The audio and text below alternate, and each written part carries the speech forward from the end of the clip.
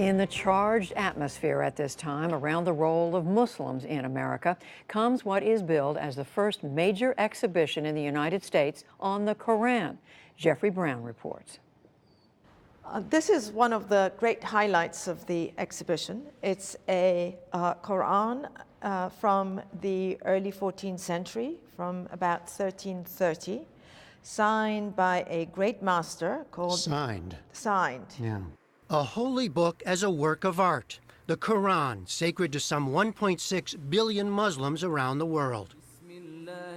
A new exhibition at the Smithsonian Institution's Sackler Gallery in Washington, D.C.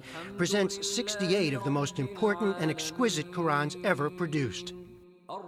Dating from the late 7th to early 17th centuries, they come from many parts of the Islamic world and are part of the collection of the Museum of Turkish and Islamic Arts in Istanbul. That's where Sackler chief curator Masumeh Farhad first saw them. I realized that these were true works of art, that every single one of them was astounding in its sort of mastery of the calligraphy, of the styles, and also of the scale of the works. And that is something that, to me, was very important and motivated me in trying to organize this exhibition, because I thought it really shifted my perception of what these works are, and I'm hoping that it will also shift the perception of the visitors who come to the museum to see the exhibition. For Muslims, the Quran is a divine text, a series of revelations transmitted from the angel Gabriel to the prophet Muhammad between 610 and 632. It includes references to earlier figures, including Abraham, Moses, and Jesus. The term itself means recitation. The Quran stems from an oral tradition, but the text was written down and codified in a fixed form not long after the death of Muhammad. Maria Daycake teaches Islamic religious thought and history at George Mason University. One of the things that's rather striking about the Quran when people read it for the first time is that it often takes a form of direct address. So it will say sometimes, "O you who believe." Sometimes it'll address all human beings, "O humankind." It is a series of moral exhortations, exhortations to virtue. It includes many stories of prophets before the time of Muhammad. It's an attempt to grab the listener or grab the reader, to wake them up, to make them think about their life, about the world around them. It's a lot of passages with rhetorical sentences, right? Did you not consider this? Didn't you think about this? How did you get here? This is looking good as well. The exhibition includes furniture, stands to hold manuscripts, and chests to store them. Many of these Qurans were originally commissioned and donated or collected by rulers.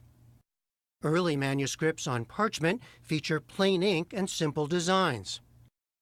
Later artists and calligraphers developed ever more elaborate and ornate script, illumination, and geometric patterns, in light of Islam's prescription against figurative images, to make each manuscript a singular work. It's how they sort of use their individuality is really quite remarkable, and the greater master, the better they can sort of manipulate the style without breaking the rules, because you could not break the rules of a particular style of calligraphy, but you could sort of stretch them and sort of introduce your own sort of touch to a particular style or a particular type of writing.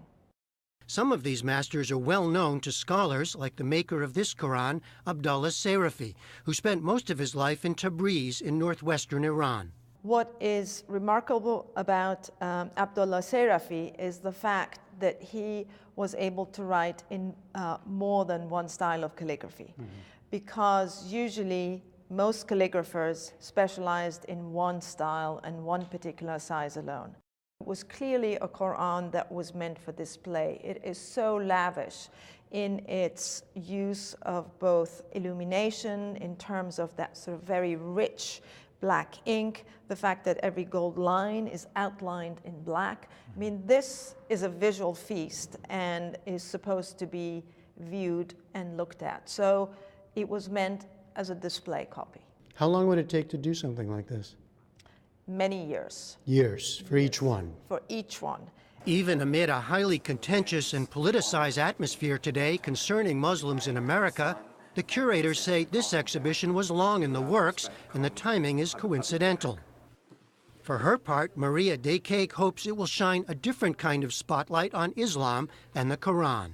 You will hear sometimes Islamophobic comments about Islam, and they'll say, well, you know, why would I want to know anything about this text? I see what kinds of things it produces, right? It produces people who behave in these violent ways or something like that.